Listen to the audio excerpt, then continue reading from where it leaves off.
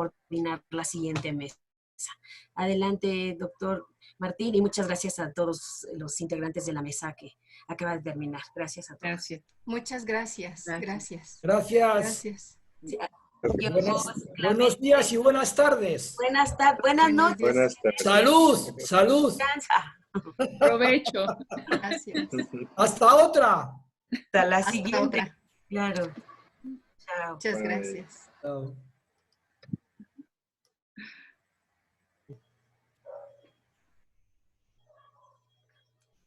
Adelante, Martín. Tienes tu micrófono desactivado. Bien, adelante. Muchas gracias a Almita por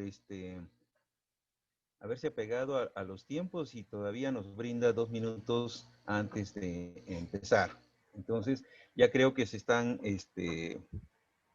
presentando ahí todos los panelistas. Ya veo a Ya estamos por aquí, Martín. Marquela, sí, a invitados, exalumnos ahí, a María Guadalupe, a Esteban Cocorda, a Isabela Ruizú.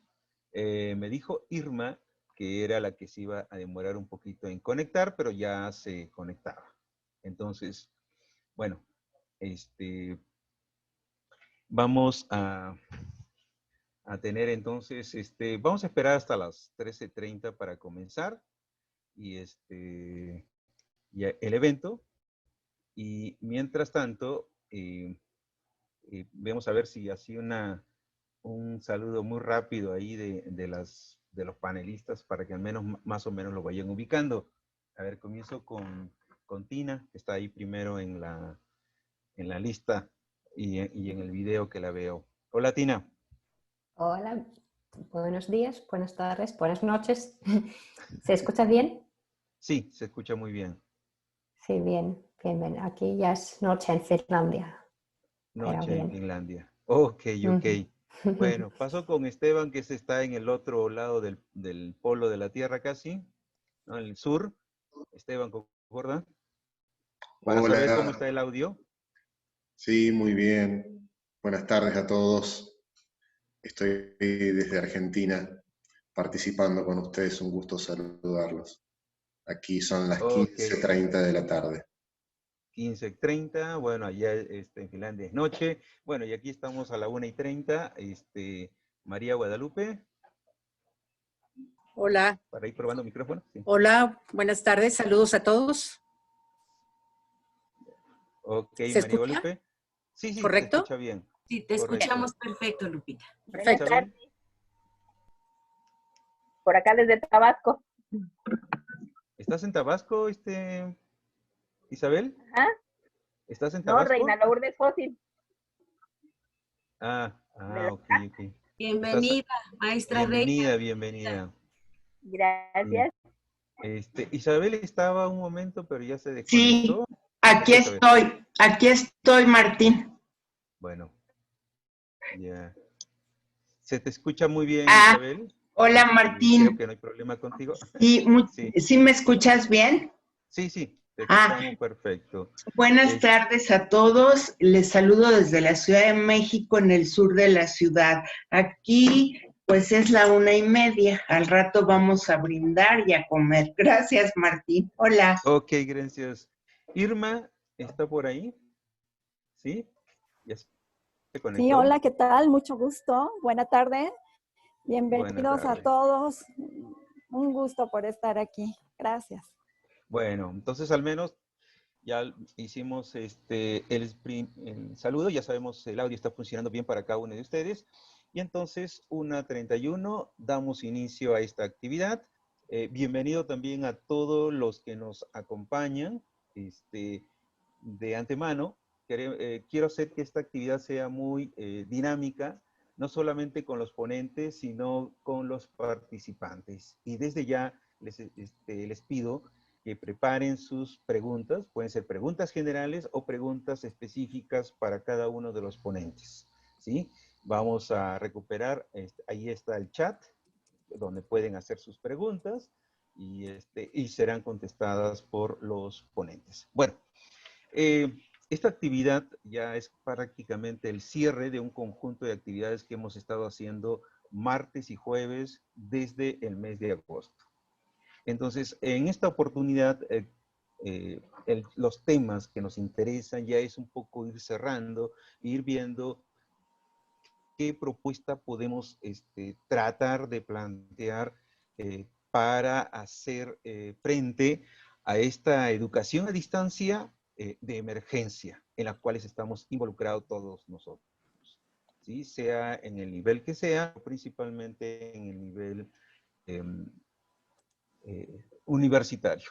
Entonces, voy a compartir aquí los ponentes para dar más o menos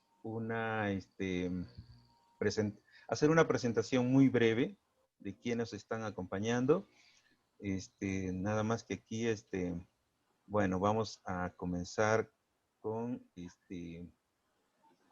Tina, que por cuestiones de horario, ella va a hacer su intervención de una sola vez, ¿sí? Y nos contestará 2 preguntas y lamentablemente nos dejará, pero bueno, nosotros continuaremos con el resto de panelistas. Bueno, Tina Mäkelä es doctora en Ciencias de la Educación. Ella ya nos dirá cómo se pronuncia el nombre ahí de la universidad en Finlandia. Tiene varios años de experiencia como investigadora en proyectos relacionados a los ambientes de aprendizaje, principalmente, ¿no? Además, también es cofundadora de un programa de educación, diseño de educación en Finlandia, y es una consultora educativa finlandesa que promueve el conocimiento, la adaptación y la implementación de soluciones educativas finlandesas en los países hispanos, ¿no? Está certificada por la Universidad de Turku para programas de anti-acoso escolar finlandés, denominada KIVA. Es directora de ese programa y del Instituto Escalae. Tiene experiencia como profesora en distintos niveles educativos y también en la formación continua de docentes. Sin más, presento a ustedes a Tina Mäkelä. Adelante, Tina. Muy bien. Gracias, Martín, por la presentación inicial. Sí, hice algo de español, entonces no tienen que escuchar mi participación en finés. En realidad, bueno, viví muchos años en Barcelona, en España, y luego justo por el programa KIVA de antiacoso escolar, tenía la oportunidad de viajar mucho en los países de América Latina. Y con Martín también conocemos de antemano, ya me habías invitado una vez presencialmente a algunos eventos en su organización. Pues nada, pensé que antes de empezar a contestar a las preguntas, tendré que explicar algo cómo estamos aquí en Finlandia, porque a lo mejor no saben cómo hemos llevado la situación de pandemia aquí en Finlandia.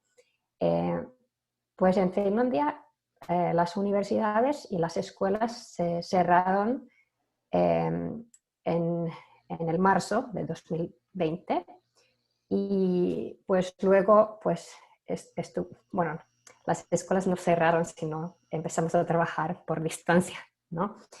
Y luego las vacaciones finlandesas tenemos de junio, julio y medio agosto. Y ahora en agosto, en mediados de agosto, las escuelas de primaria y secundaria han vuelto a clases presenciales, pero con muchas restricciones se mantiene la distancia y así. Pero las universidades, casi la mayoría de los estudiantes continúan estudiando por distancia, pero los grupos nuevos, los estudiantes nuevos que empiezan este año sí que tienen también sesiones presenciales. Entonces esto es un poco la situación en Finlandia esta primavera y este otoño. Es así. Y algo de mi experiencia, como yo llevo participando en este trabajo educativo, pues En la primavera en Finlandia pues pasó lo mismo, creo que en casi todos los países. No estuvimos nada preparados para la pandemia. En Finlandia nunca, pues, bueno, estuvimos en la Segunda Guerra Mundial, pero después de esto no hemos tenido muchas catástrofes, digamos, y no estuvimos preparados. Y montamos un grupo de casi 200 expertos en temas diferentes y creamos unas recomendaciones en una semana de cómo hay que trabajar por distancia. Bueno, lamentablemente este documento está en finés, entonces no lo puedo compartir. Y esto era como unas recomendaciones prácticas. Y luego, en cuanto a la investigación, también he participado en una revisión de literatura, se dice así, ¿no? Sí, entonces analizamos literatura sobre las oportunidades y desafíos de la enseñanza y aprendizaje a distancia. Y allí, pues también, por eso también tengo, este texto lo tengo en inglés, entonces a lo mejor después de la sesión lo puedo enviar el link al chat para los que les interesa el tema. Ok, entonces esto como de introducción, mi experiencia durante estos meses de muchos desafíos. Pero ahora ya, como Martín amablemente me ha dado la oportunidad de comentar a todas las preguntas, empiezo con la primera pregunta, ¿de acuerdo? Sí, entonces se trata de en qué debe cambiar, adecuarse la universidad y por qué. Perdona, otra cosa que si alguien si hay preguntas en el chat, Martín, ¿también me avisas? Sí. Sí, bien. Pues esto, la mayoría de los países no estuvimos nada preparados a este cambio, a esta situación. No había ninguna estrategia en las universidades, en las escuelas de cómo manejar la situación. Cuando hicimos la revisión de literatura, encontramos algunas estrategias en los países con más catástrofes naturales. En realidad no identifiqué ningún documento de México, pero seguramente por los terremotos, por ejemplo, que tenéis, anticipo que estáis más preparados que en Finlandia. En Asia, por ejemplo, había algunos documentos de cómo manejar la educación por distancia en tiempos de crisis, pero en nuestros países pues nada. Y lo que aprendimos aquí en Finlandia es que hace falta crear esta estrategia flexible que sirve para los tiempos normales, digamos, y para las situaciones como este. Entonces estamos en esta labor de elaboración de estrategias aquí también. Algunas cosas que hay que mirar es, por ejemplo, buena infraestructura tecnológica. Hay que asegurar, no tomarlo por sentado, porque siempre hay la conexión de internet y todas esas cosas que hemos aprendido que a veces fallan. Hace falta elegir bien las herramientas que usamos y asegurar que hay soporte y apoyo adecuado para los docentes. Son cosas que no estuvimos preparados, pero para la nueva estrategia hay que asegurar que todo esto funcione. Una de las observaciones que hemos hecho aquí en Finlandia es que, es lo mismo que en el trabajo, que hay tareas que se pueden hacer perfectamente por distancia y además hay individuos que trabajan perfectamente por distancia. Y eso es una de las cosas que estamos pensando de cómo aumentar la flexibilidad en los estudios, en el trabajo docente también, que no tiene que ser siempre obligatoriamente clases presenciales. Entonces estamos diseñando un modelo más flexible que por razones diferentes se podría también tener todo por distancia. Pues en realidad diría que en las universidades finlandesas estamos algo más preparadas a dar clases por distancia, pero en las escuelas de primaria y secundaria nunca era el caso. Pero hay casos, por ejemplo, por la situación de salud, por la obligación o lo que sea, estaría bien mantener siempre la opción de participar por distancia, así como yo podría participar en sus clases en México fácilmente. Pues tenemos estos aprendizajes que seguramente coinciden también ahí en México y en otros países. Okay, entonces esto del cambio, de crear una estrategia más flexible para los estudios. Okay. Sí, estoy mirando el chat, a ver si alguien comenta que había una evidencia de terremoto de 85, del trabajo de las clases a distancia. En algunos aspectos entiendo que sois más expertos en cómo llevar las situaciones de este tipo. Bien.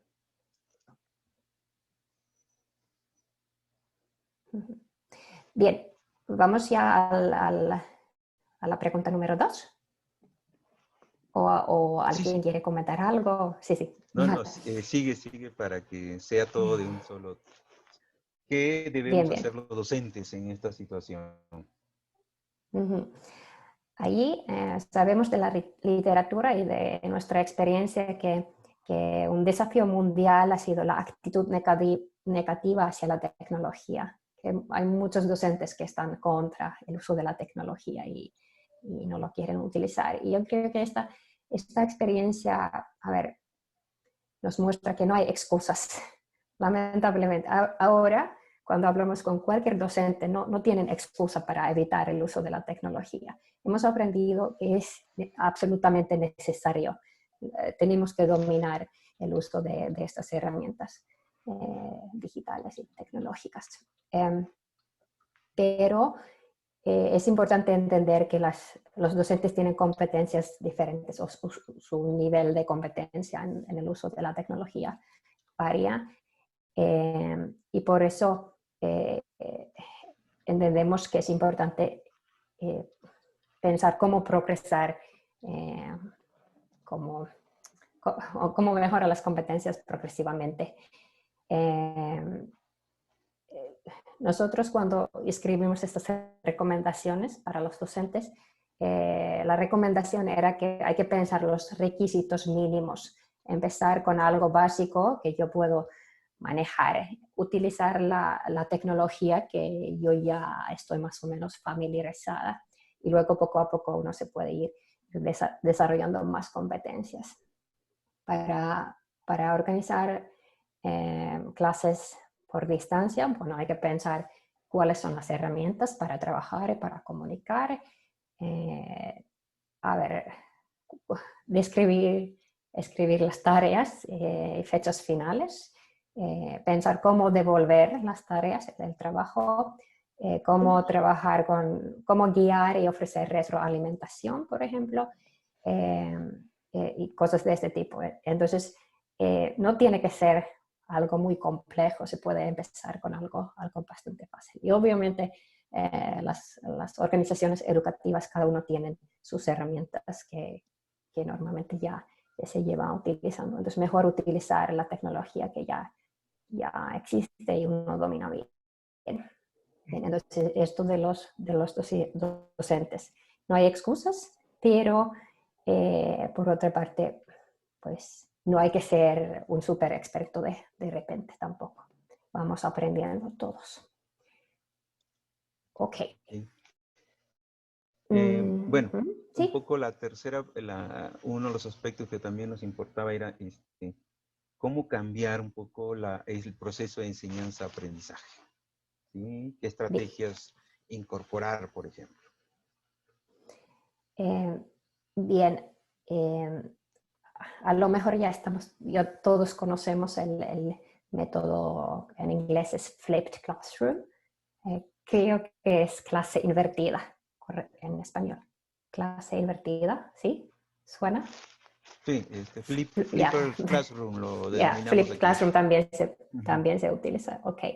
Entonces, la experiencia de la investigación muestra que es un buen método de trabajar. Entonces, asegurar que hay videos, hay texto, lectura, que cada uno trabaja individualmente y luego las sesiones sean más colaborativas, de aclarar las dudas, pues hablar de los temas. Entonces, en vez de unas conferencias de que una persona habla, debería ser algo más colaborativo. La colaboración online también es importante dominar. Pensar los temas de flexibilidad y personalización, cómo considerar cada individuo en sus circunstancias. Y luego quería mencionar una de las cosas que en Finlandia prestamos mucha atención a nivel general es el bienestar de los estudiantes.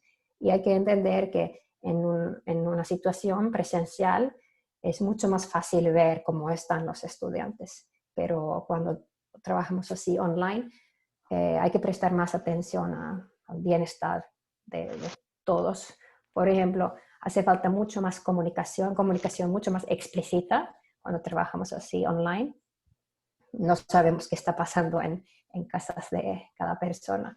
Hay que hacer muchas preguntas, asegurar que todo el mundo está siguiendo y entiende lo que está pasando. Y luego buscar también tiempo para conversaciones individuales con cada estudiante en algún momento, si no cada vez, pero asegurar que hay estas oportunidades. Porque cuando estamos trabajando presencialmente, damos cuenta, oye, esta persona no está bien y podemos apoyar. Y luego hay que asegurar que hay un buen clima social positivo, que hay que buscar maneras de cómo crear este clima social, el ambiente, no sé, puede ser bromas o algo que uno se siente bien en el grupo. Es muy diferente así, Tina, por distancia. Tina, lamentablemente el tiempo ya nos está venciendo, pero hay una profesora que nos hizo una pregunta. Sí, yo quiero que cierres con esta, dando la respuesta, más o menos ya lo habías ido señalando en tu presentación. Ella nos pregunta, ¿cuáles serían las competencias tecnológicas esenciales de un docente para la educación a distancia y en línea? A ver, en 2 minutos para que cierres. Bueno, sí, lo que he dicho de cosas muy básicas de cómo utilizar una herramienta, puede ser Zoom, puede ser pues cualquier herramienta así que funciona, saber utilizarlo y bueno, y pensar esto de cómo devolver los trabajos y cómo mantener la comunicación. La última pregunta era de la evaluación y esto justamente también es un punto importante de pensar cómo evalúo.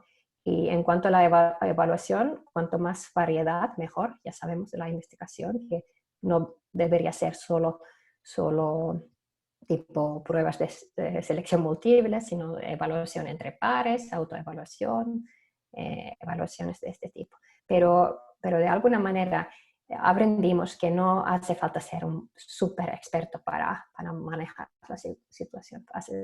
Es suficiente tener las cosas básicas y luego pues ir aprendiendo. Ok, Tina, muchísimas gracias. Muchísimas gracias. Son 90 minutos que tenemos en este evento, somos los 5 y muchísimas gracias. Ya has abierto el debate para todos los puntos que estábamos consiguiendo por parte y por la respuesta a nuestro participante. ¿Sí? Ya estaremos colaborando próximamente ahí en el seminario, en Flaxo, y por ahí nos vemos. ¿Sí? Muchísimas gracias. Bueno, pasamos ahora a con María Guadalupe Gómez. Voy a comenzar con ella. Y también ya el ritmo y es con ustedes y 5 minutos en su participación, la pregunta, y si hay preguntas del público también lo contestarían de tal manera que todos hacen más o menos alrededor de 16, 17 minutos, que es el tiempo que tenemos máximo. Bueno, voy a presentar un poquito ahí de María Guadalupe. Ella es licenciada en Psicología por la UNAM, maestra en Ciencias con especialidad en Investigaciones Educativas por el BIE del CIMBESTAM del Politécnico, y está en el doctorado en la UAM Xochimilco. Es profesora de la Universidad Pedagógica Nacional, donde ha colaborado en diversos tipos de investigación. Bueno, comienzo, Guadalupe. Entonces, ella nos dijo también en qué debe cambiar la universidad y por qué, María Guadalupe. Bien, gracias. Nuevamente, buenas tardes a todos. Yo quiero decirles que yo sí me convencí del café. Realmente traje mi café. Y que agradezco la invitación a la presidenta de AIDU México, Alicia Rivera, a invitar en este café académico, y que también agradezco que sea a través de una taza de café. Yo no sé, ustedes colegas, pero estas son de las cosas que yo extraño mucho, poder estar con colegas, compartir una charla y tomarnos un buen café y compartir. Bien, para abordar esta pregunta, antes que nada debo señalar que comparto con Boaventura de Sousa la afiliación al optimismo trágico, en tanto que sabemos que hay alternativas, pero preferimos ser prudentes ante la posibilidad de que los cambios pueden no mejorar. Esto es, sí estamos viendo que no es que tengamos que cambiar o queramos cambiar, estamos cambiando. Entonces, efectivamente, la universidad tendrá que transformarse, pero hay que tener los recaudos que nos implicaría esta parte de pensar que no todo cambio necesariamente es para mejorar. Y aquí me quiero referir específicamente al punto de la tecnología.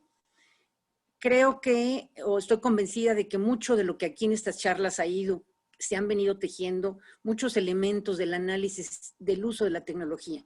El escenario que nos plantea ahora Tina, seguramente es el escenario que en muchas instituciones se ha planteado en México.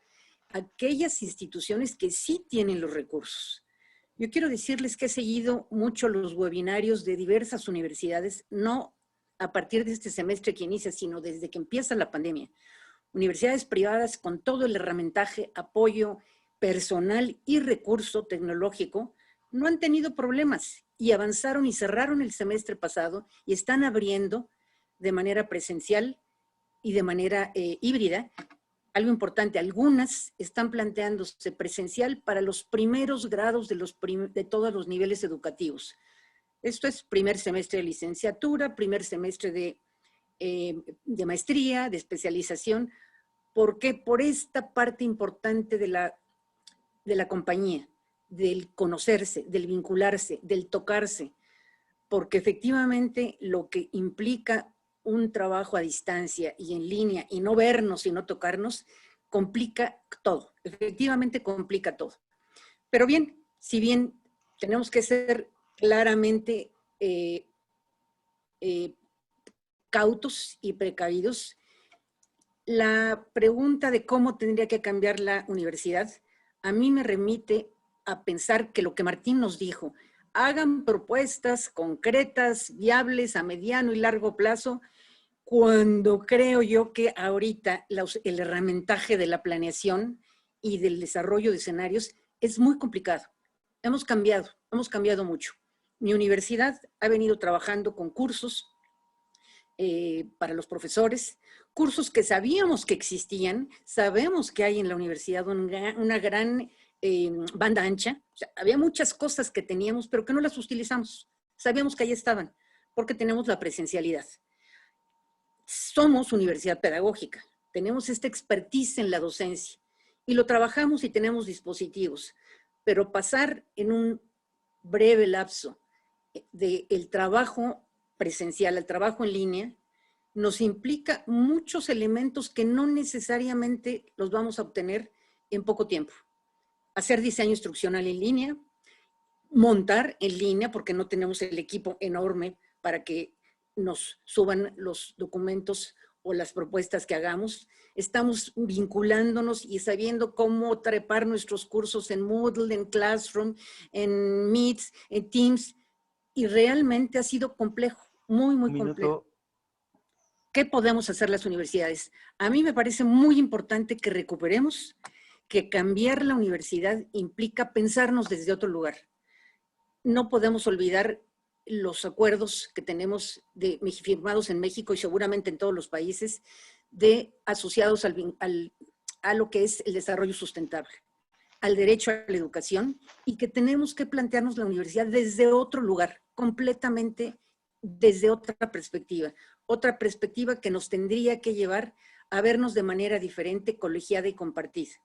Solemos decir nosotros ahora en el área 1 que querámoslo o no, tenemos que compartirnos, porque estamos ahora vinculados o con una plataforma o con una forma de trabajo o con un problema concreto. No todas las universidades estamos en esas condiciones. Esta pandemia está evidenciando grandes carencias, grandes desigualdades, aquellos que poseen y que no poseen el desarrollo tecnológico. Me quedo hasta aquí con el tema de la tecnología, que lo trataré posteriormente. Gracias. Ok, gracias, Lupita. Bueno, continúo con este tema para agotarlo en esta pregunta que debe hacer la universidad. Y en esta oportunidad voy a invitar a Esteban Cocorda, ¿no? Un gran amigo, en algún momento compañero de la maestría, para que también nos aborde y nos plantee algunas ideas, propuestas acerca de qué tendría que cambiar, adecuar la universidad y por qué debería hacerlo. Adelante, Esteban.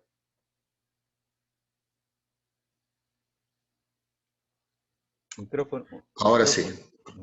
Ahora sí. Gracias, Martín. Un gusto saludarte, saludar a toda la audiencia donde se encuentren. Como tú decías, hemos compartido la formación de posgrado en aquel gran país que es como mi segunda casa, que es México, y la verdad que es un honor poder participar de esta charla.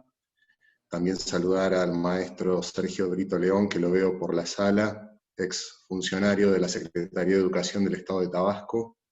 Y bueno, yo cuando Martín me hizo la invitación, pensé que más que respuestas tenía preguntas, y más preguntas a las que él hacía, digamos, y quiero decirle a la audiencia que no tengo respuestas, la verdad, y como estamos, creo la gran mayoría participando de ámbitos universitarios, la universidad busca ese universitas, busca la verdad permanentemente, y tengo más bien algunas ideas muy sueltas, desilvanadas, muy artesanales, diría yo, porque es como que estamos todos surfeando la ola y tratando en este encuentro que estamos compartiendo de sacar algún pensamiento medianamente ordenado y sistemático, y eso es bastante difícil, digamos. Pero a ver, intento hacer una obra un poquito artesanal, digamos. La pregunta sobre qué debe hacer la universidad. Sin lugar a dudas que si no hay un avance en brindar educación a distancia, la universidad no puede seguir brindando sus servicios. O sea, hoy no hay un plan B que era el que teníamos anteriormente. Es este plan, digamos, es esta ruta, es esta hoja de ruta, o sea que la universidad a la fuerza, si quiere existir y quiere continuar estando como institución de educación superior, sea pública o sea privada, tiene que optar por la modalidad de educación a distancia. Es decir, yo pensaba que paradójicamente a la universidad le ha pasado lo mismo que le puede pasar a una empresa en esta tierra, digamos, por decirlo globalmente.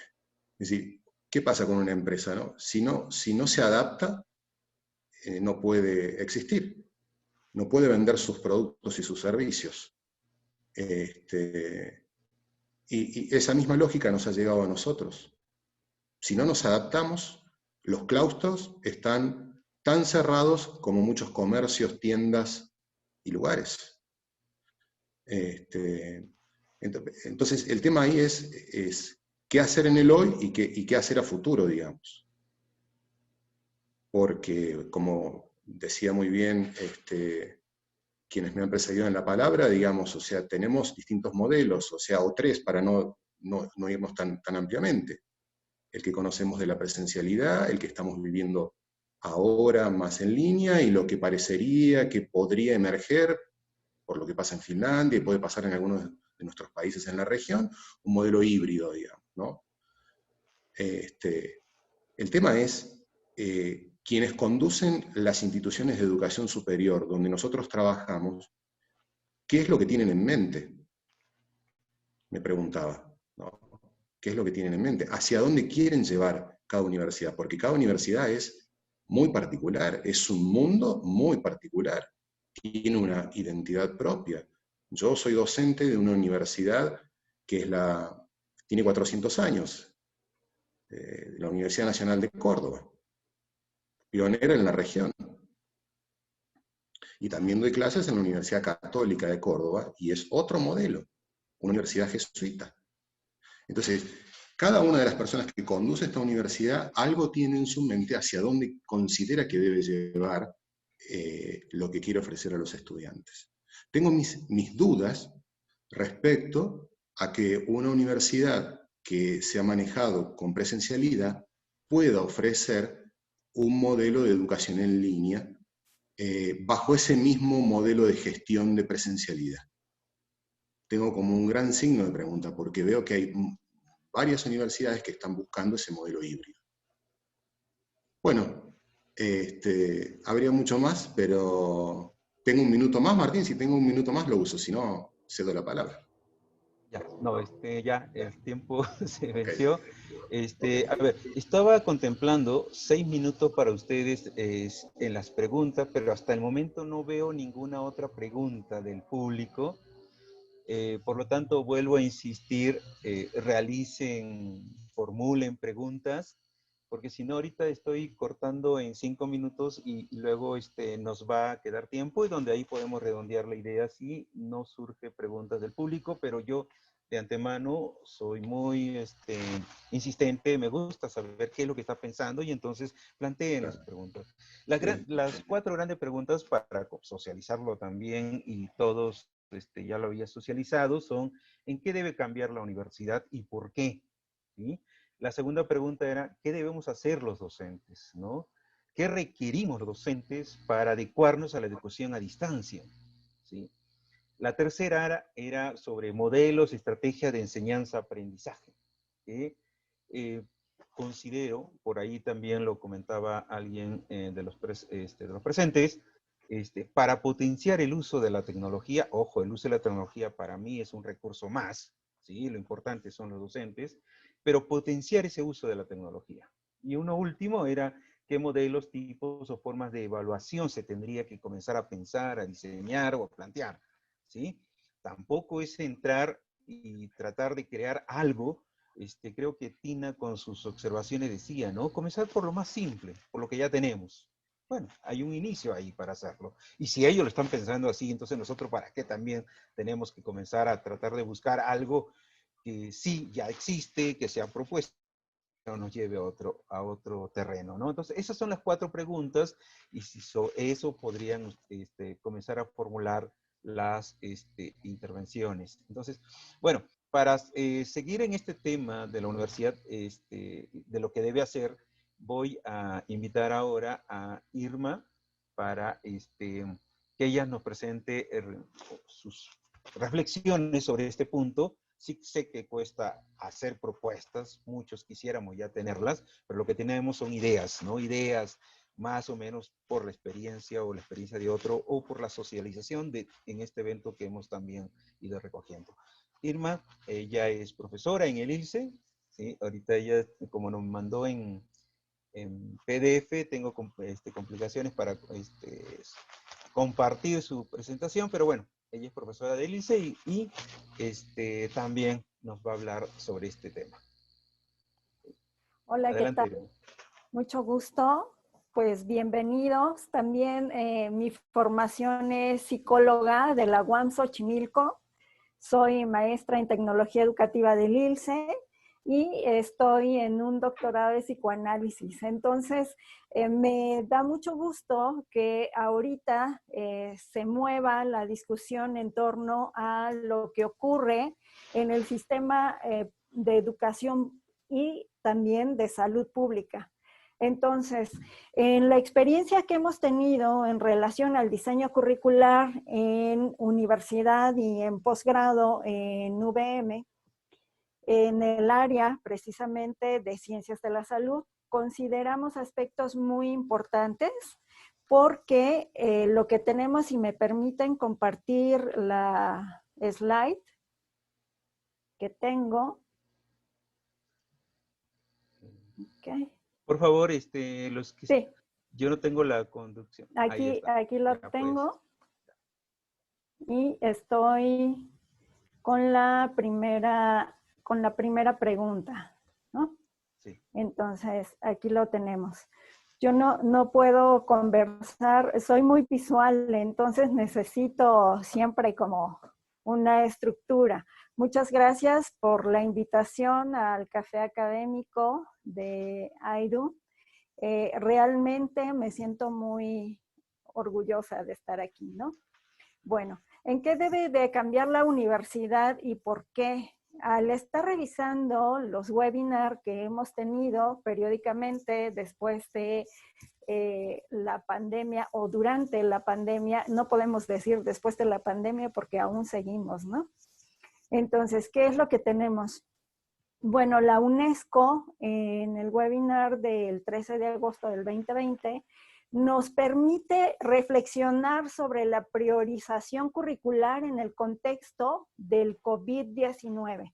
Entonces, ¿aquí qué tenemos? Tenemos al centro un problema. Cuando hacemos diseño curricular, siempre nos atrevemos a adecuarnos a las necesidades reales y sociales actualmente. Y entonces siempre estamos pensando cómo va a salir el egresado, cuál es el perfil de ingreso, cuál es el perfil de egreso. En donde los sistemas educativos, ahorita lo más importante es ser resilientes y ser flexibles. Esto entendido desde el diseño curricular, que es un currículum que flexibiliza los contenidos en relación a una problemática. Y entonces aquí lo que tenemos es interdisciplinaridad e intersectorialidad. Cuando trabajamos en modelos curriculares modulares, sabemos que los que hemos cursado, por ejemplo, este tipo de currículum, nos presentan un problema y ese problema debe de ser de acorde a lo que se está presentando en la comunidad en donde vivimos. ¿Para qué? Para abordar una solución que sea viable y una solución que sea real en términos de inclusión y de aprendizaje también a lo largo de la vida. Una de las propuestas que la UNESCO está tratando de desarrollar en estos nuevos cambios en los jóvenes universitarios es lograr la equidad tanto de género como la equidad de movilización social. Esto que nos permite lograr la inclusión. Y si estamos hablando de currículum híbrido, aquí tenemos una gran desventaja. Cuando trabajamos en el PIAT, es el proyecto de inclusión y alfabetización digital, nos toca ir a zonas rurales en donde no hay conectividad y ni siquiera hay luz. Entonces, ¿qué es lo que debemos de hacer? Lo que hacíamos era una propuesta en donde los dispositivos móviles se cargaban en la cabecera municipal, se tenían los contenidos y se llevaban a estas comunidades. Irma, un minuto. Me queda un minuto. Ok. Entonces, aquí algo que podríamos hacer es, sí, dejar esta capacidad de aprender por iniciativa propia en estas comunidades y tratar de estar también en contacto con las personas que van a llevar a cabo los procesos de aprendizaje o alfabetización digital o alfabetización mediática, que eso es algo que va a ser sumamente importante en este nuevo currículum. Ok, muchas gracias, Irma. Y bueno, para cerrar esta primera ronda, invito a la doctora Isabel Arbezú. Ella es profesora investigadora de la UAM Xochimilco, con amplia experiencia en el mundo académico. Su currículum es amplísimo, especialista en los temas de evaluación, y sobre eso ella solicitó un poco desarrollar esa parte, ¿no? Entonces, la primera parte es qué modelos o estrategia de enseñanza-aprendizaje se tienen que incorporar para potenciar el uso de las TIC en el proceso de formación. Adelante, Isabel. Gracias, Martín, por permitirme participar, por coordinar esto. Un agradecimiento muy cálido y un reconocimiento a la doctora Alicia Rivera, que es la presidenta de AIDO en México, porque siempre se le ocurre todo esto y nosotros la seguimos. Bien, Martín, habíamos quedado que yo iba a trabajar un poco lo que debemos hacer los docentes. Si no te importa, abordo okay. esto, que es lo que preparé, y luego la evaluación. Disculpa, sí. Ya, bueno, okay. Con respecto a qué debemos hacer los docentes, qué requerimos para adecuarnos a la educación a distancia, capacitarse, competencias digitales, pues yo quiero plantear reflexiones críticas. A mí me preocupa mucho que las autoridades en general y los profesores se dediquen a tomar cursos y cursos y cursos y cursos. Es como una epidemia. Y yo creo que la tecnología es un instrumento, es un dispositivo, es un artefacto que permite que el profesor pueda dar clases en línea. Pero aquí lo importante es saber qué se va a enseñar. Sin embargo, también quiero reflexionar que no es lo mismo pasar de un contexto, el contexto es el ambiente, es lo que nos rodea, de un contexto en el aula a un contexto de enseñanza en el hogar. En el hogar está la mamá, que muchas veces trabaja y también lo está haciendo en línea, tiene que preparar la comida, lavar la ropa, atender a 3 hijos que no saben los profesores enseñar, a lo mejor está el esposo y además el abuelito.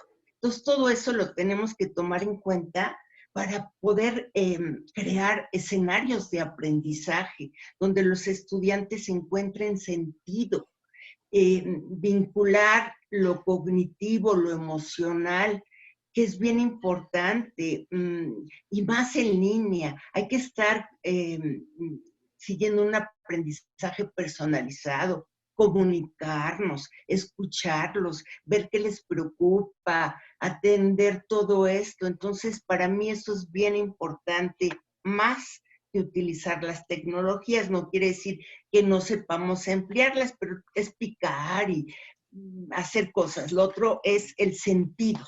Yo hablaría del sentido, del contexto, el sentido que tiene que tener el aprendizaje para los estudiantes. Si ellos no le encuentran sentido, pues no es un aprendizaje significativo. Y el sentido lo tienes que dar tú, volviendo a decir, escucharlos, saber qué les interesa y sobre eso trabajar con ellos, negociar lo que yo voy a enseñar, lo que ellos van a aprender y darle sentido a su aprendizaje. Por otro lado, se tiene que llevar a cabo una educación integral, una educación personalizada. Hay que desarrollar habilidades cognitivas altas. En este sentido, por ejemplo, yo le veo mucha significación a la enseñanza situada. La enseñanza situada es aquella que se vincula con la vida, con los problemas de la realidad. Ahí se habla también del aprendizaje basado en problemas, en proyectos. Nosotros en Xochimilco somos innovadores porque desde hace más de 40 años llevamos a la práctica el modelo pedagógico sistema modular que resuelve a partir de un problema de investigación que los estudiantes de cualquier licenciatura llevan a la práctica en el lugar donde van a ejercer ese problema y lo resuelven, y a partir de eso aprenden. Entonces, habría que enseñar, repensar la enseñanza críticamente, ayudar a los estudiantes a que incorporen ese pensamiento científico. Si yo integro el contexto y escucho que están angustiados por el COVID, bueno, guiarlos a través del pensamiento científico para que puedan comprender qué es la pandemia, cómo hacen para no contagiarse, y esto les va a quitar la angustia. Eso es lo que puedo decir, Martín. Muchas gracias. Muchísimas gracias, Isabel, y muchísimas gracias también al resto. Todos se han apegado, algunos tuve que decirle que faltaba el minuto, pero bueno, yo creo que ya hay preguntas. Ahorita viene la ronda de preguntas, pero muy pocas, sí. Tengo solo 3 preguntas, 2 dirigidas a Esteban, y una que es general. Por ejemplo, aquí David Ricardo Pérez de Guadalajara nos dice algo como, nos pregunta así, entonces ¿la universidad se debe adaptar a los cambios tecnológicos o la universidad se debe de adaptar a las necesidades de sus estudiantes? Estas preguntas la pueden contestar todos los que tuvimos en la pregunta 1, ¿no? Podría ser Irma, podría ser Esteban, pero hay otra aquí para Esteban directamente. Dice, estimado doctor Esteban, pienso que lo fundamental es que el docente se ubique en su calidad de guía para la formación de los estudiantes. Por lo tanto, es condición su expertise y gran calidad comunicativa. ¿Sí? Para Esteban. Y uno que también nos comparte Sergio Brito es para todos, ¿no? Hay grupos que discuten qué tipo de modelo de educación es mejor y forman una discusión en la cual no llegan a un acuerdo. Él nos menciona que ha escuchado en esas discusiones que lo presencial es lo que más se debe usar. Él dice, yo creo que hay que combinarlas. Y nos pide, les pide la opinión a ustedes. Bueno, comenzamos entonces primero a ver con Esteban, que tiene una pregunta personal, y el resto de ustedes escucharon la pregunta, espero, o si no, pues lo vuelvo a repetir. Esteban. Sí, no sé si me disculpo anticipadamente porque no sé si voy a poder responder la inquietud. Estoy pensando junto con la audiencia y con las valiosas presentaciones que he escuchado y enriqueciéndome con todo esto, ¿no es cierto? Lo que sí quisiera expresar es que, digamos, lo poquito que he podido expresar va en dirección a la primera pregunta que tiene que ver sobre el rol de las universidades. Todo esto es mucho más amplio, como las colegas han hablado, digamos, de distintos aspectos. No estaba hablando tanto de los docentes, pero quisiera significar alguna información y algún ordenamiento en esto. Una información, por ejemplo, cuando uno ve el espectro de universidades que nosotros tenemos voy a decirlo, podríamos decir en la región o en el mundo, uno tiene, la gran mayoría de las universidades han sido creadas para tener un sistema presencial. Pero, y ustedes conocen muy bien, hay universidades que han sido creadas en un formato a distancia. Me parecería, no tengo el dato estadístico, pero casualidad son las menos en el mundo. Y hoy la situación las pone, digamos, en un pie de superioridad respecto a todo el resto, todos nosotros que creo que en general no estamos en una universidad a distancia, y estamos ahí, digo, un ejemplo que conocemos, la Universidad Oberta de Cataluña, es una universidad que se creó en el año 1994, 1995, recuerdo haber mirado su nombre desde lejos y decir, ¿qué es esto de la distancia? Y hoy está en una situación, digamos, muy bien posicionada para afrontar este tipo de situaciones. ¿Qué quiero decir con esto? Y con esto paso la voz a mis colegas. Cuando pensamos también en educación a distancia, no solo debemos mirar a escala de universidad, a dimensión de universidad, no solo deberíamos mirar el sistema formativo, el sistema docente. Es decir, me parece que tenemos que mirar también esta situación a la universidad en un todo, el sistema de administración de la universidad. El sistema, como muy bien decía mi colega Isabel recién, el sistema de apoyo a los estudiantes, estas dificultades o inquietudes que ellos tienen, el sistema de consejería. O sea, la universidad es como un cuerpo, digamos, y la docencia es una parte de ese cuerpo. Es como el cuerpo tiene un sistema endocrino, un sistema nervioso, un sistema cardiológico. Entonces, nosotros somos una parte de eso, pero también están nuestros pares, que son los administradores, está el cuerpo psicológico que también ayuda, o de asuntos estudiantiles que ayuda a los estudiantes. ¿Cómo queda? ¿Hacia dónde se quiere llevar la universidad? No solamente en cuanto a poder garantizar, que es lo que todos queremos, dar nuestras clases, sino también todo el sistema que acompaña a los servicios de docencia. Bueno, hay más preguntas, ahora sí más precisas para cada uno, mejor se las digo. Para María Guadalupe, alguien le dice, ¿qué tiene que hacer la UPN después de capacitar a sus docentes? ¿Haber trabajado el primer momento de la educación a distancia? Bien, yo quisiera hacer un comentario y responder a la pregunta. ¿Es posible? Y tomar el tiempo de la segunda. Ajá, en 3 minutos. ¿Solo para la pregunta? Bueno, puedes hacer un comentario y una pregunta, pero si tratamos de hacerlo en el tiempo, porque ya, de acuerdo, ya nos queda media hora. De acuerdo, porque esta parte me parece que es de lo más importante, charlar entre nosotros. Yo coincido con Esteban, aún seguimos haciéndonos preguntas. Un poco mi postura inicial contigo, Martín, es no podemos dar respuestas acabadas ahorita, ni siquiera con los modelos más preciosos y precisos de la planeación.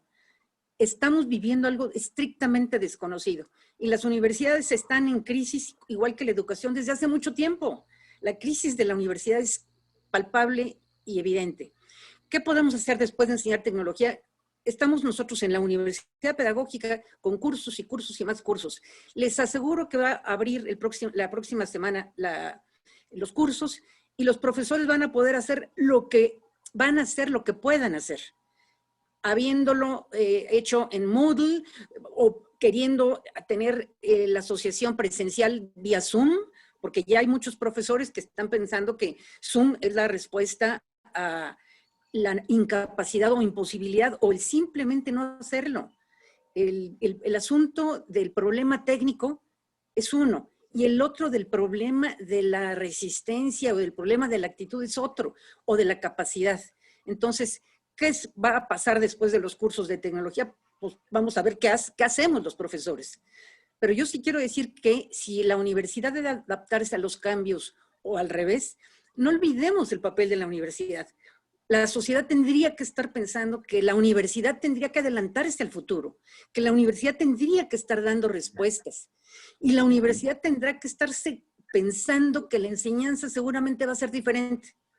Hace muchos años, Eduardo Ibarra Colado decía, las universidades van a ser como las tiendas de conveniencia de las esquinas, Oxxo en México, donde uno va a certificarse por algo, nada más a certificarse. Y pensando en sistemas abiertos. No solamente la Universidad Abierta de Cataluña, la Open University sí tiene cierto potencial, pero yo me pregunto, ¿qué potencial? Veamos quiénes se forman ahí. ¿Quiénes son los estudiantes que van a nuestras universidades públicas? En mi universidad al menos van estudiantes que pagan 15 pesos por comer, que tienen computadoras, que tienen luz, que tienen compañía, que tienen la posibilidad de tener internet. Entonces, hay una oferta social asociada al derecho de la educación que tiene la universidad pública. Entonces, realmente nuestra situación es muy compleja, verdaderamente compleja. Yo creo que tenemos que reconocer las limitaciones de la universidad, pero además el papel de la universidad en la sociedad. La sociedad nos ha otorgado y nosotros asumimos que tenemos un papel de unidad en la diversidad, pero con la función de trabajar hacia futuros, desarrollo, escenarios, la mejoría de las sociedades. Me quedo aquí.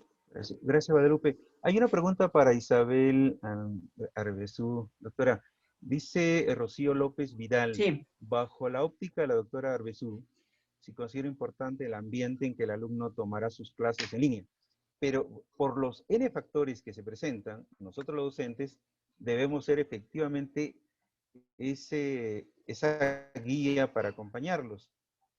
Pero, ¿cómo actuaríamos o debemos guiar en el caso de asignaturas prácticas? Bien, pues gracias por la pregunta. En cualquier momento, no importa lo que dé, sea un módulo, una asignatura práctica, teórica, hay que acompañar. El docente es un guía que acompaña.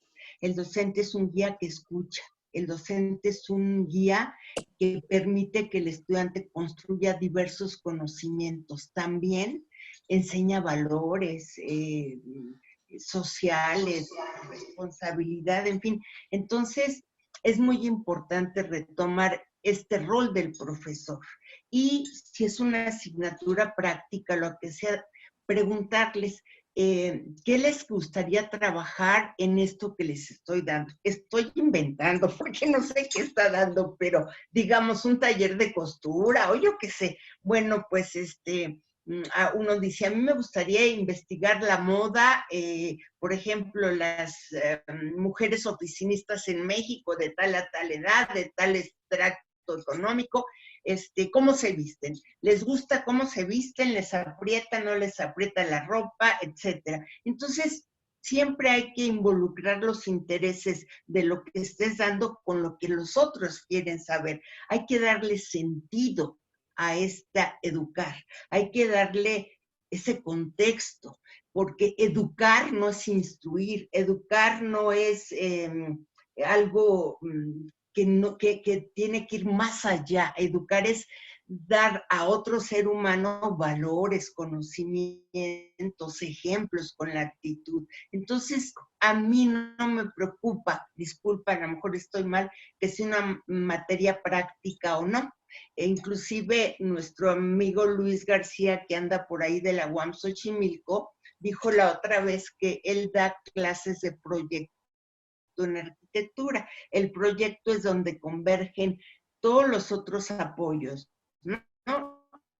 Y Luis dijo, pues aquí vamos a ver que sí es posible realizar un proyecto aunque no estemos en persona. Entonces, él adaptó esto y, a ver, vamos a recorrer todo esto y diseñen un edificio, no sé si fue una escuela, con espacios para este COVID.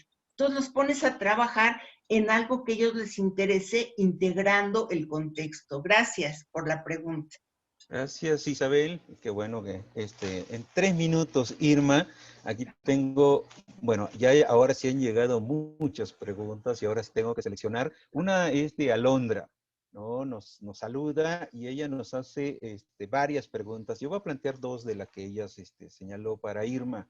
Dice, la propuesta de una estrategia para afrontar los desafíos de esta nueva realidad debería de plantearse de manera institucional o debería organizarse un planeamiento en conjunto que considere estrategias generales para todas las universidades. ¿Sí? La primera pregunta, bueno, realmente hay 2 preguntas ahí. Y el otro es, ¿cómo prevenir la apertura de las brechas de desigualdad entre estudiantes con todos los recursos disponibles de aquellos que tal vez tienen mayores dificultades para acceder a los recursos tecnológicos?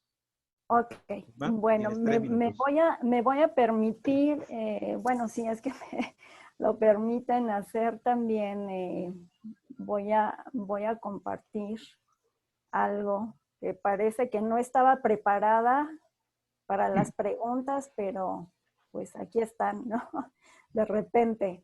Ok, ¿cuáles son los retos a nivel universidad? Bueno, siempre que trabajamos con el diseño curricular de universidades hacemos prospectiva. ¿Esto qué es? Tenemos que planear de aquí a 5 o 10 años cuáles son los problemas que se van a suscitar a nivel diferente, ¿no? Ya sea en ciencias sociales, ciencias naturales, ciencias y humanidades. Entonces, ¿qué es lo que tenemos que hacer? Tengo que ver el plan de desarrollo nacional, si lo voy a hacer a nivel institucional o voy a hacer una crítica de esa postura.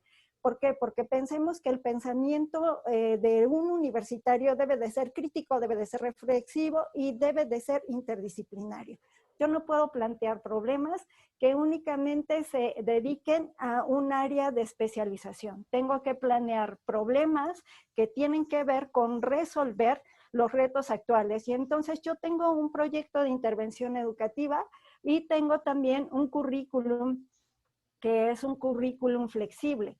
En este currículum flexible yo tengo que tener como un poco el sistema modular, lo que hace es que trabajamos a partir de un problema, trabajamos a partir de una intervención real que desarrolla en los alumnos diferentes estilos de aprendizaje.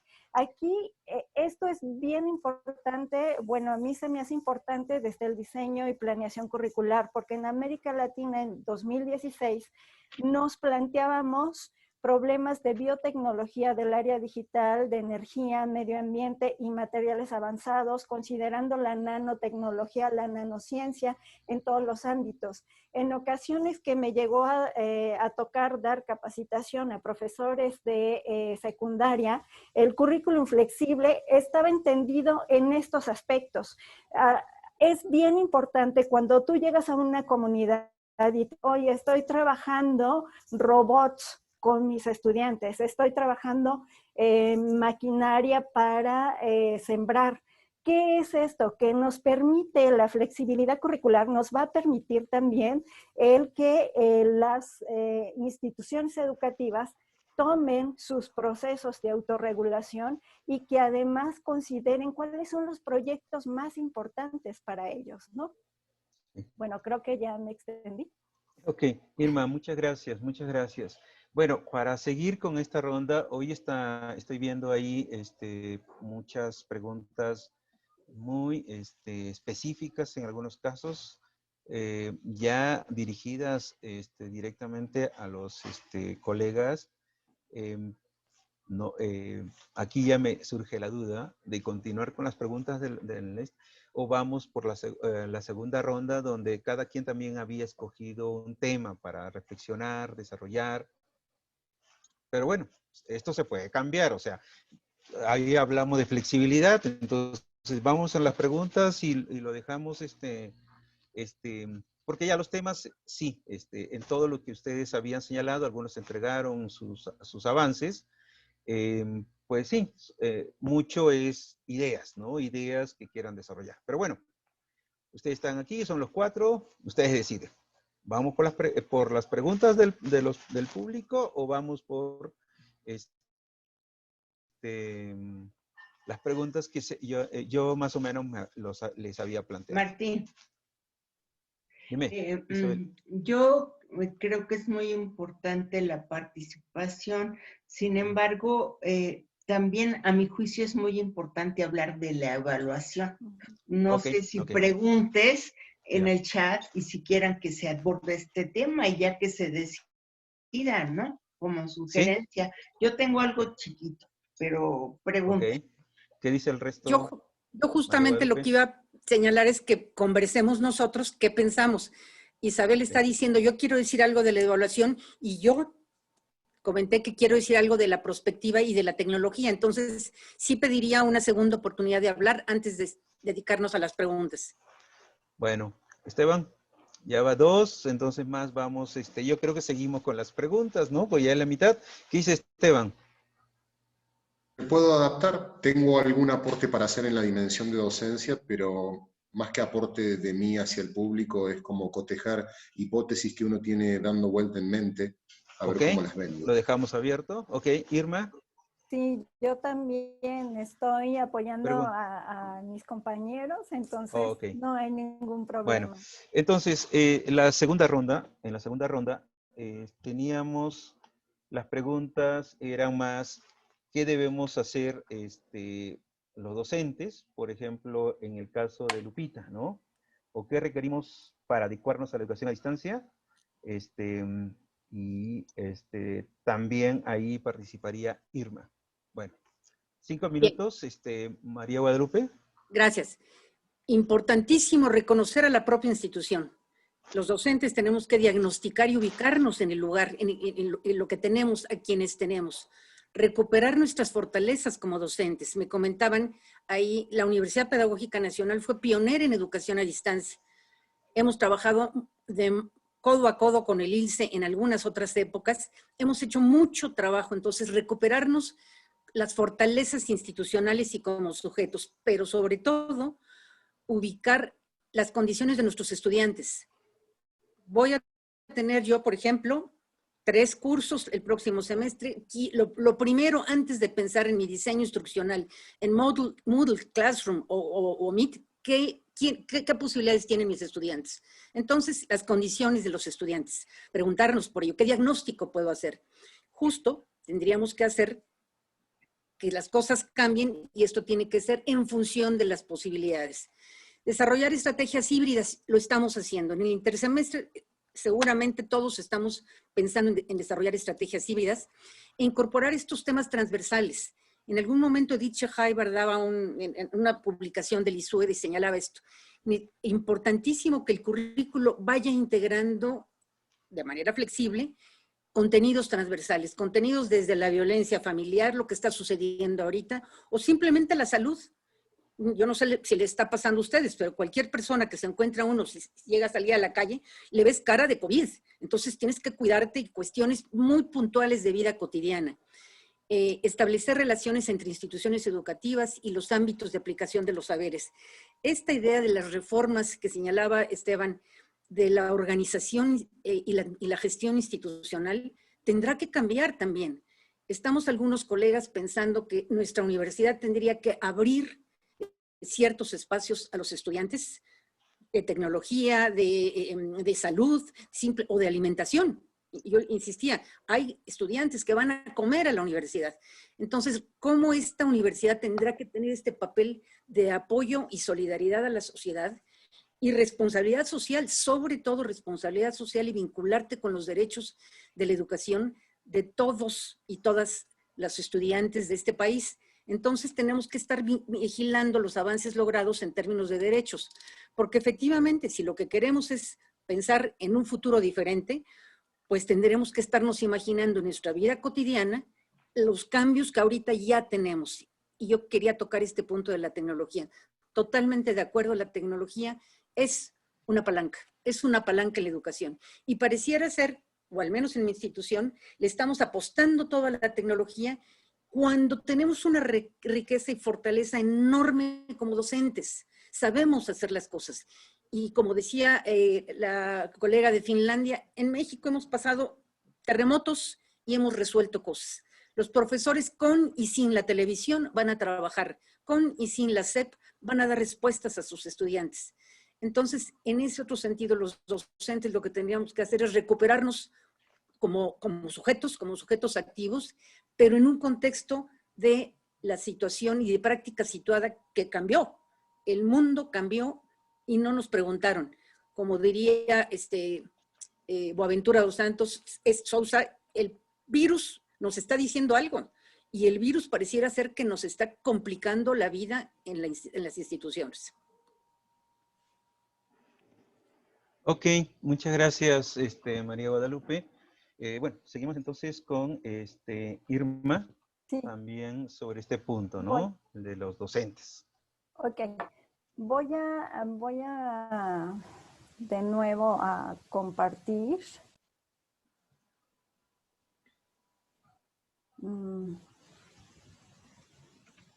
Voy a checar, perdón,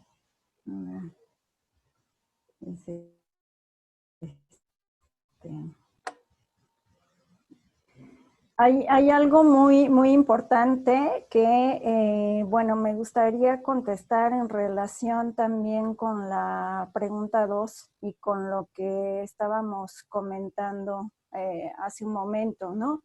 Sí, yo voy a partir de utilizar o de apropiarme de la tecnología, si cito a Mercedes Charles, de la televisión, el ciberespacio, en donde la televisión educativa tomó un papel muy importante en algunos años y que ahorita nos vamos al ciberespacio. Si yo empiezo a pensar en la educación a distancia empieza desde una etapa epistolar, en donde se aprendía a través de cartas, después se da la televisión y la radio educativa, ahorita estamos con internet, pero tenemos que pensar en aquellas situaciones de aprendizaje en línea, con conexión y aprendizaje sin conexión.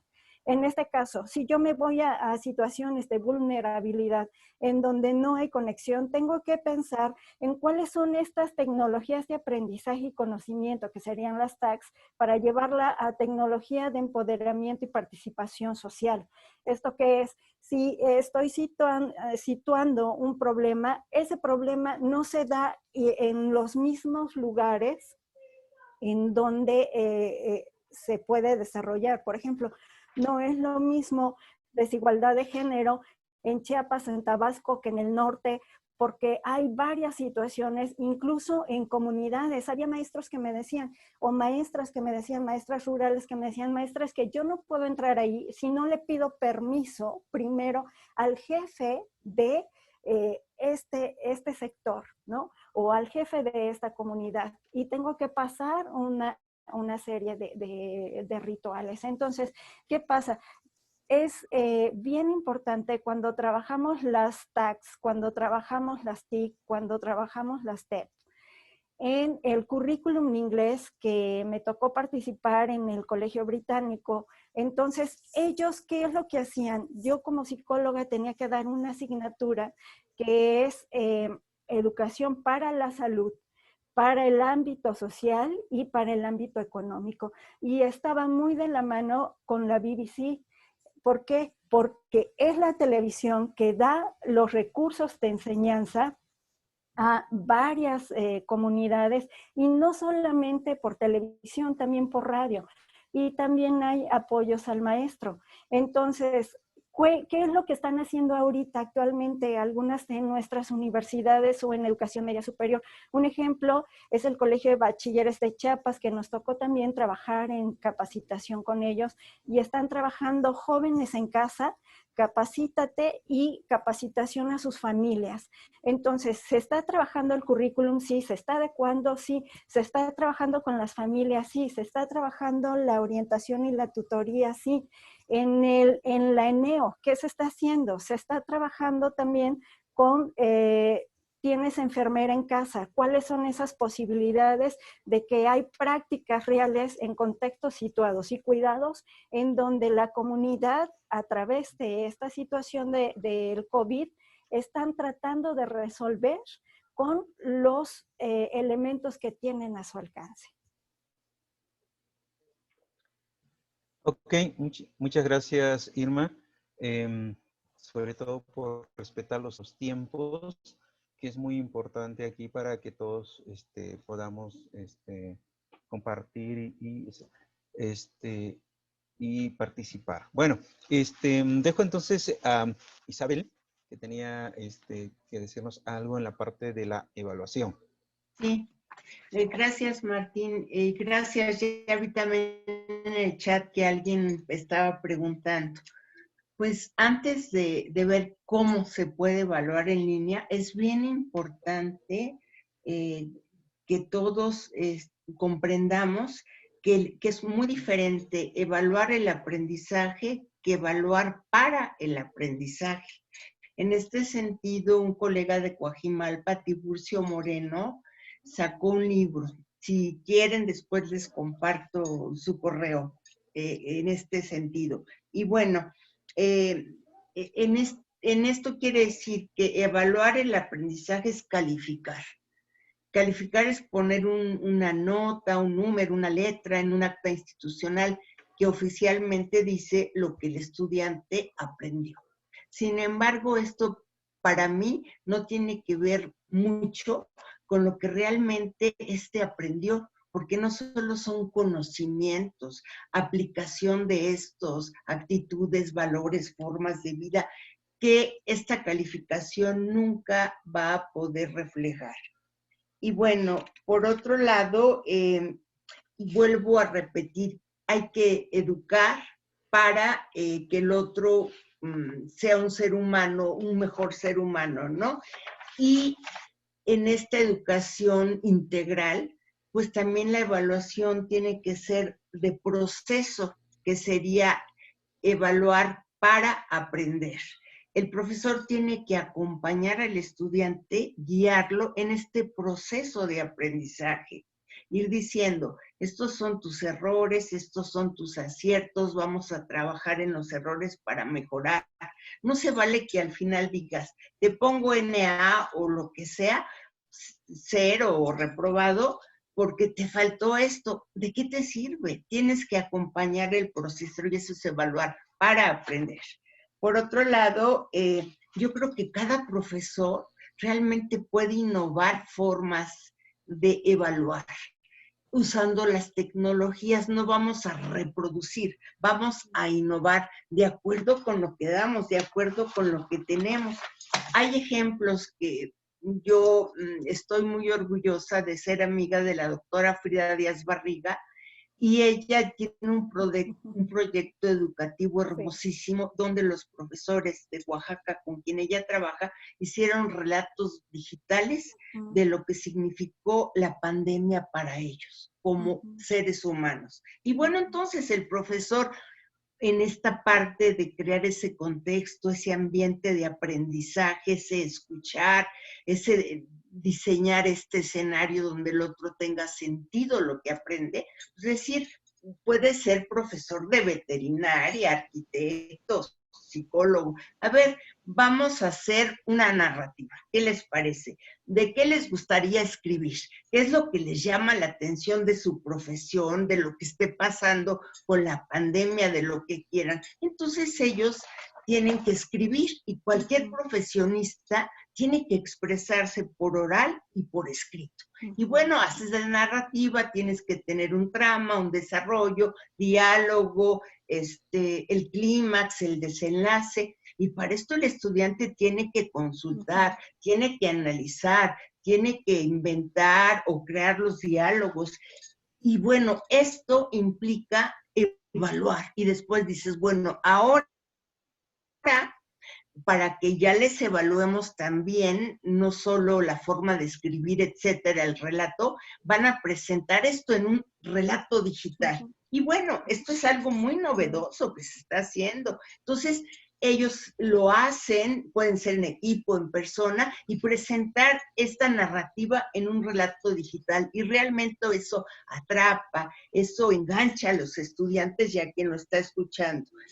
Hay un profesor veterinario de la UAM que da un módulo de fisiología y les dijo, a ver, quiero que todos observen a la mascota que tengan, o a la del vecino, y esta es lo que tienen que observar.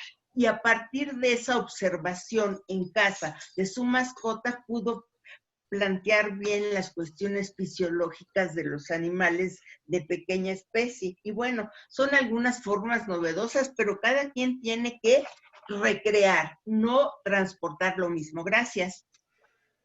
Muchas gracias, Isabel, por la experiencia que comentas. Sí, es momento de ser creativos. Creo que eso es lo que nos queda con los recursos que tengamos a la mano, ¿no?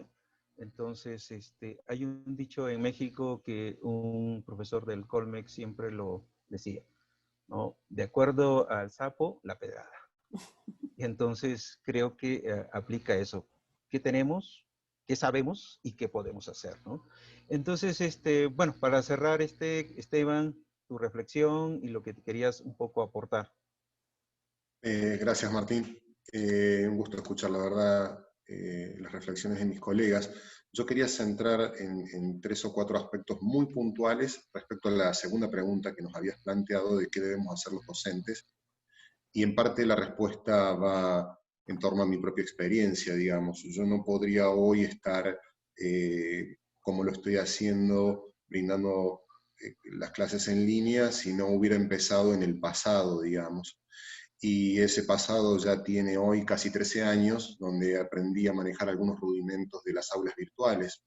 Hubo colegas que empezaron antes que yo y lo manejan mucho mejor que yo, pero gracias a que en un determinado tiempo comencé esos rudimentos, hoy me toma en mejor posición para poder afrontar esto. ¿Qué quiero decir? ¿Qué debemos hacer como docentes? Y seguir avanzando, digamos. Porque si miramos a la universidad, uno puede decir, bueno, ¿qué hacen quienes dirigen la universidad?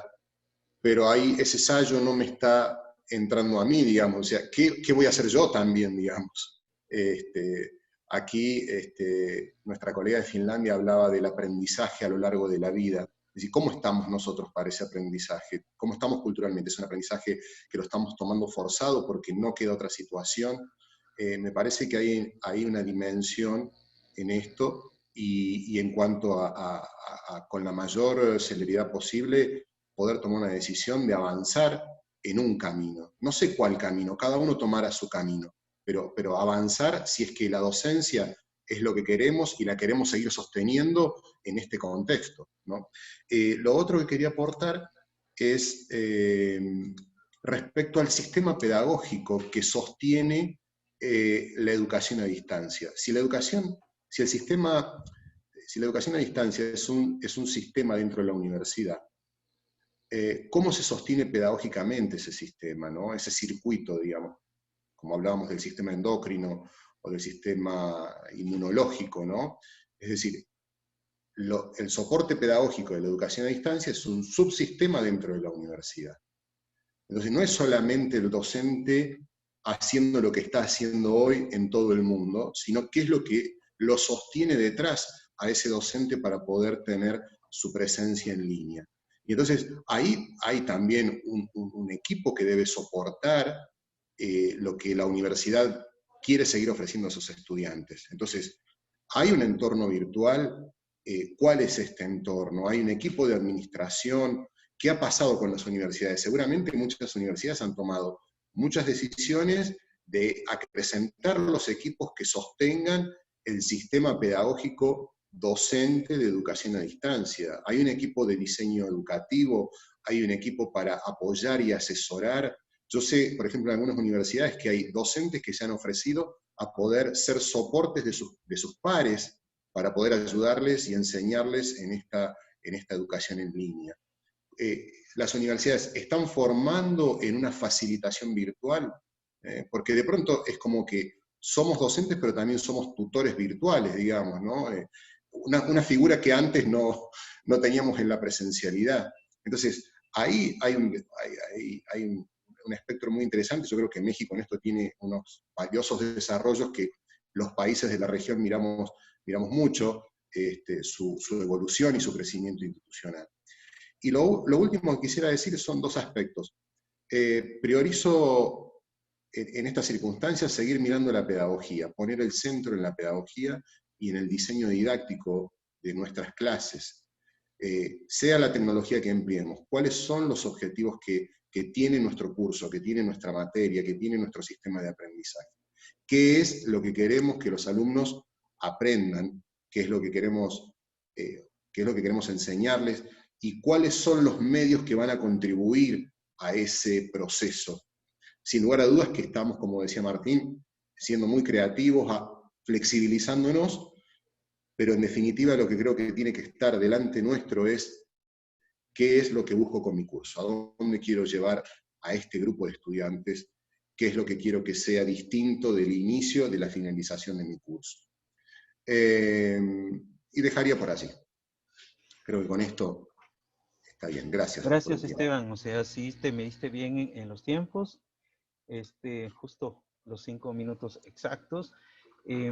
Bueno, sí se puede seguir todavía usando los criterios de planificación, maestra Lupita, aún en pandemia. O sea, esto del manejo del tiempo es una de las formas. Yo, me resta nada más agradecer a los panelistas, bueno, a Tina, que ahorita ya no está conectada.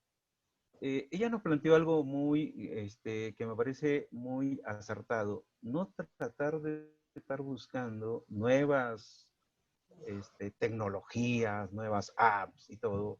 Usemos lo que tengamos. Ojo, estamos en una educación a distancia en etapa de emergencia. Por ahí también el comentario, y quiero rescatar la intervención de los otros participantes, decían, esto va a pasar, ¿sí? Un año más, o todo este ciclo, y luego pasará, y luego volveremos a la presencialidad. O, dirían otros, ¿no? Como también lanzó la pregunta por ahí el compañero Sergio, ¿sí? O nos quedaremos en esta parte híbrida que muchos vienen hablando, ¿sí? Al igual que Esteban, tampoco no soy no me podría considerar del grupo que hoy tiene problemas, porque también comencé a trabajar desde el año 2002 en la modalidad semipresencial. Aquí hay algunos de los que fueron mis alumnos. Entonces, venimos con una experiencia que no podemos, somos de otro grupo, digamos, no podríamos estar en el grupo de que hoy, que nunca hicieron nada online, y hoy tienen que adaptarse, hoy en marzo tuvieron que adaptarse sí o sí. Entonces, pero la experiencia nos ha dado algo que creo que es importante también y se debe compartir. Hay que cambiar diversas formas de evaluar, por ahí pedían. Hay opciones, se pueden crear cuestionarios con respuestas, ¿cómo le llaman? Aleatorias, porque si alguien quiere copiar, pues no va a poder copiar porque las alternativas se mueven, ¿no? Por ejemplo. Por eso, hay opciones. La tecnología lo que nos abre hoy es una mejor posibilidad para avanzar. Pero, ojo, tampoco el hecho de que no podamos avanzar más significa que no estamos haciendo algo. Estamos enseñando y esto ya es un esfuerzo y constituye un verdadero esfuerzo que todos los docentes están haciendo. Entonces, para terminar, ya queda exactamente un minuto. Mi agradecimiento a los panelistas por el tiempo, mi agradecimiento a los participantes porque sí hicieron muchas preguntas, ahí está y se va a recuperar para el informe final que vamos a realizar el jueves, que es el cierre de estas actividades. Para todos, muchísimas gracias por su participación y con ustedes espero vernos en un nuevo evento en algún lugar del mundo. Muchísimas gracias. Saludos. Gracias. Y muchas gracias a la coordinadora general, a la doctora Alicia, que por ahí debe estar. Alicia, sí está ahí, la veo, pero no está. Bueno, terminamos, creo que a tiempo, y bueno, ahí estamos. Seguiremos todavía coordinando. Hasta luego. Muchas gracias. Muchas gracias. Muchas gracias. Hasta luego. Esteban. Muchas gracias. Muchas gracias a todos. Un gusto, Sergio. Gracias. Gracias, doctor Martín. Saludos. Saludos, José Manuel, saludos.